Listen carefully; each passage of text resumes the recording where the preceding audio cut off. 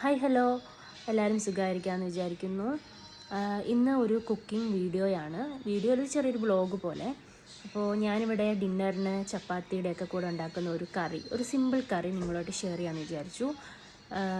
ഞാനീ സംസാരിക്കുമ്പോൾ നിങ്ങൾക്ക് എൻ്റെ സംസാരത്തിൻ്റെ ബാക്ക്ഗ്രൗണ്ടിൽ ഒരു പാട്ട് കേൾക്കുന്നുണ്ടാവും തോന്നുന്നു.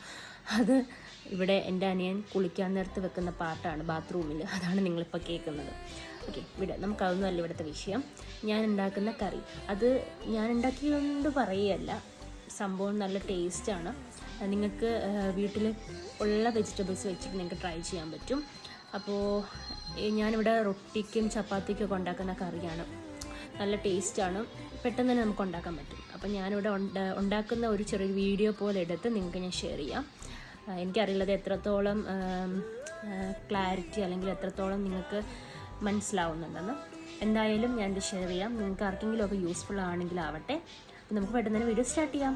പിന്നെ എൻ്റെ ഹെയർ സ്റ്റൈൽ നോക്കിക്കേ.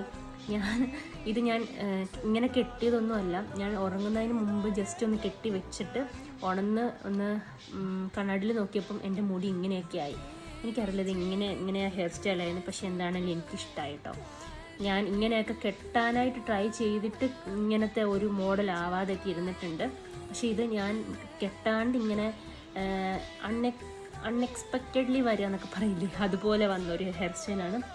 രസമുണ്ടല്ലേ കാണാൻ. എനിക്കിഷ്ടമായി എന്തായാലും. സോ നമുക്ക് വീഡിയോ സ്റ്റാർട്ട് ചെയ്യാം. അപ്പോൾ ഞാൻ ആദ്യം ഒരു പൊട്ടറ്റോ ബോയിൽ ചെയ്ത് മാറ്റി വെച്ചു. പിന്നെ വെജിറ്റബിൾസ് എല്ലാം ഞാൻ എടുത്തു. പാൻ ചൂടായി, എണ്ണ ഒഴിച്ചു. അതിലേക്ക് കടുകും ജീരകവും ഇട്ടു. നന്നായിട്ട് ചൂടായി കഴിയുമ്പോൾ ഞാൻ എടുത്ത് വെച്ച വെജിറ്റബിൾസിൽ ഒരു ഒനിയൻ, അത് ഒരെണ്ണം ഞാൻ എടുത്തിട്ടുള്ളൂ. അത് ഞാൻ നന്നായിട്ട് ക്യൂബ്സായിട്ട് അരിഞ്ഞ് ഒന്ന് ഇട്ടു പാനിലേക്ക്.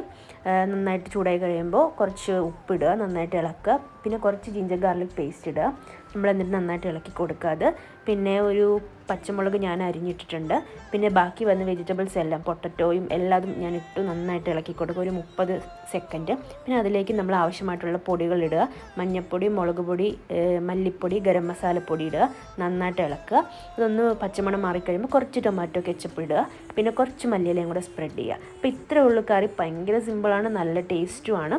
അപ്പോൾ നിങ്ങളെല്ലാവരും ട്രൈ ചെയ്യുക. അപ്പോൾ വീഡിയോ ഇഷ്ടമായെങ്കിൽ എല്ലാവരും ചാനൽ സബ്സ്ക്രൈബ് ചെയ്യുക, ലൈക്ക് ചെയ്യുക, ഷെയർ ചെയ്യുക, കമൻറ്റ് ചെയ്യുക. അപ്പോൾ നമുക്ക് കറി ടേസ്റ്റ് ചെയ്യാൻ റെഡി ആയിട്ടുണ്ട്.